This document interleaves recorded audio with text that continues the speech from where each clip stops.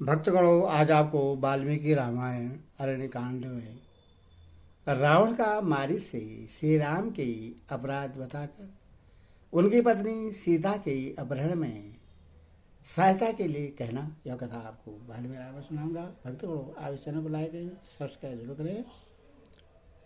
भगवान श्री राम आपका और आपके परिवार का कल्याण करेंगे। सुनिए। रावण बोला, तात मारिच, मैं इससे बता रहा हूं, मेरी बात सुनो।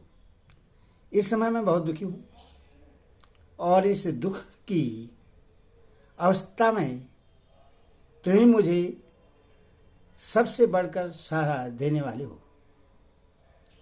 तुम जनस्थान को जानते हो, जहां मेरा भाई खर, महाभाव दूषण, मेरी बहन सुपर्णखा, मांस भोजी राक्षस महाभाव त्रिसरा तथा और भी बहुत सी लक्ष्य वेद में कुशल सुरवीर निशाचर रहा करते थे।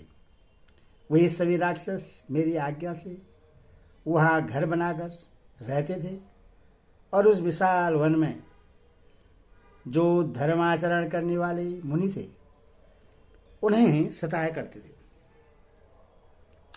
वहां खर की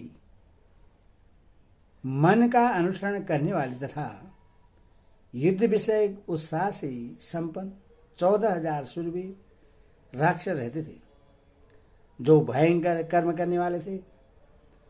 जनस्थान में निवास करने वाले जितने महाबली राक्षस थे, वे सब के सब उस समय अच्छी तरह सन्नद्ध होकर युद्ध क्षेत्र में राम के साथ जा भिड़े थे। वे खरादि राक्षस नाना प्रकार के अस्त्र शस्त्रों का प्रहार करने में कुशल थे, परंतु युद्ध के मुहाने पर रोष में भरे हुए श्री राम ने अपने मुंह से कोई कड़वी बात न कहकर बाणों के साथ धनुष का ही व्यापार आरंभ किया। पैदल और मनुष्य होकर भी राम ने अपने धमकते हुए बाणों से भयंकर तेज वाले 14,000 राक्षसों का विनाश कर डाला। उसी युद्ध में खर को भी मौत के घाट उतारकर दूषण को भी मार गिराया। साथ ही त्रिसरा का वध करके उसने दंडकारणी को दूसरों के लिए निर्भय बना दिया। उसके पिता ने कुपित होकर उससे पत्नी सहित घर से निकाल दिया है। उसका जीवन क्षीण हो चला है। यह क्षेत्रीय कुल कलंक राम ही उस राक्षस सेना का घातक है। वह शील रहित, क्रूर, तीखे स्वभाव वाला, मूर्ख, लोभी, अजेंद्र, धर्म त्यागी, अधर्मात्मा और समस्त प्राणियों की अहित में तत्पर रहने वाला है, जिसने बिना किसी बैर विरोध के केवल वल का आश्रय ले मेरी बहन के नाक कान काट कर उसका रूप बिगाड़ दिया। उससे बदला लेने के लिए मैं भी उसकी देवी कन्या के समान सुंदरी पत्नी सीता को जनस्थान से बलपूर्वक हर लाऊंगा। तुम उस कार्य में मेरी सहायता करो। महाबली राक्षस, तुम जैसे पार्श्वती सहायक के और अपने भाइयों के बल पर ही मैं समस्त देवताओं की यहां कोई परवाह नहीं करता, अतः तुम मेरे सहायक हो जाओ, क्योंकि तुम मेरी सहायता करने में समर्थ हो। पराक्रम में, युद्ध में और वीरोचित अभिमान में तुम्हारे समान कोई नहीं है। नाना प्रकार के उपाय बताने में भी तुम बड़े बहादुर हो। बड़ी बड़ी मायाओं का प्रयोग करने में भी विशेष कुशल हो।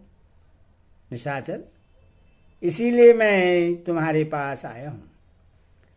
सहायता के लिए मेरे कथनानुसार तुम्हें कौन सा काम करना है वह भी सुनो।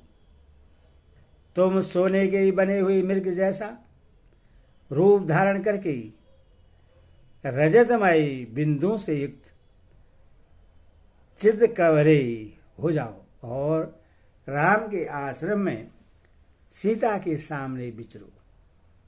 विचित्र मृग के रूप में तुम्हें देखकर सीता अवश्य ही अपने पति राम से तथा लक्ष्मण से भी कहेगी कि हाव लो, इससे पकड़ लाओ। जब वे दोनों तुम्हें पकड़ने के लिए दूर निकल जाएंगे, तब मैं बिना किसी विघ्न बाधा के सुने आश्रम से सीता को उसी तरह सुखपूर्वक हर लाऊंगा जैसे राहु चंद्रमा की प्रभा का अपहरण कर लेता है। उसके बाद स्त्री का अपहरण हो जाने से जब राम अत्यंत दुखी और दुर्बल हो जाएगा, उस समय मैं निर्भय हो सुखपूर्वक उसके ऊपर कृतार्थ चित्त से प्रहार करूंगा। रावण के मुख से श्री रामचंद्र जी की चर्चा सुनकर महात्मा मारीच का मोह सूख गया। वह भय से थरा उठा।